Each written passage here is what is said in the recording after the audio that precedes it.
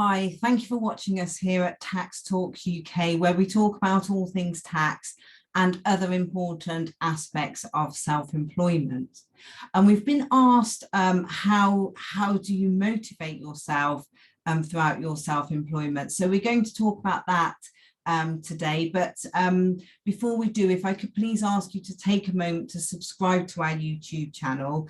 That way you will be able to easily refer back to this information should you need to, as well as finding other information that we have available on a whole wide range of topics aimed at supporting you in your self-employment. So on to motivation and how to motivate yourself. So of course, this can be very difficult when you're an employee. You will likely have a boss who will be able to guide you, and their job will be to keep you motivated, keep you enthusiastic in your job. But you're now working for yourself, potentially by yourself. How do you keep that motivation going day in, day out? So lots of obviously lots of different things that you can do, lots of guidance out there on this this very topic. So we're just going to talk sort of generally about this rather than going into specific strategies. So of course the most important thing is to remain positive and to remain enthusiastic about your product or your service, whatever that it is that you've chosen to do and what you are working for yourself doing.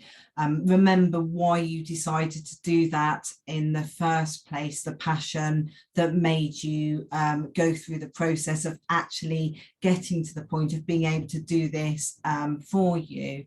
Of course, remember that everybody, even the most successful of companies, the most successful sole traders, they will all have their bad days too. So just try to focus on the things that you have achieved.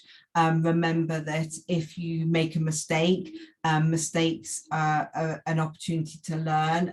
So we make mistakes and then we learn from them, and then that is how we learn how to do things even better.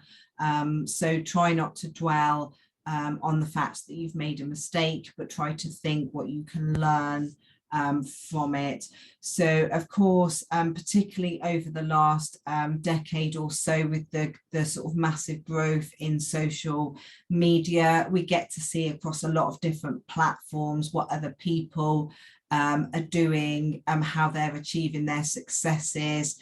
And again, just remember that people generally are posting about their successes. They're posting when they feel positive. They're not posting when they have a bad day. Some people do and keep it real, but it's much the same as in sort of personal social media. Things aren't always especially as they appear. So try not to sort of get down by comparing yourself to others by their social media presence.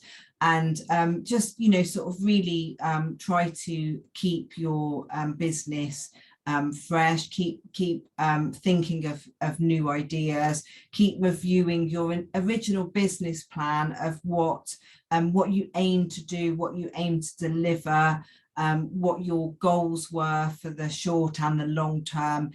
Just make sure that you are reviewing those on a regular basis, because of course otherwise it's easy to get stuck in a rut. What are you striving for?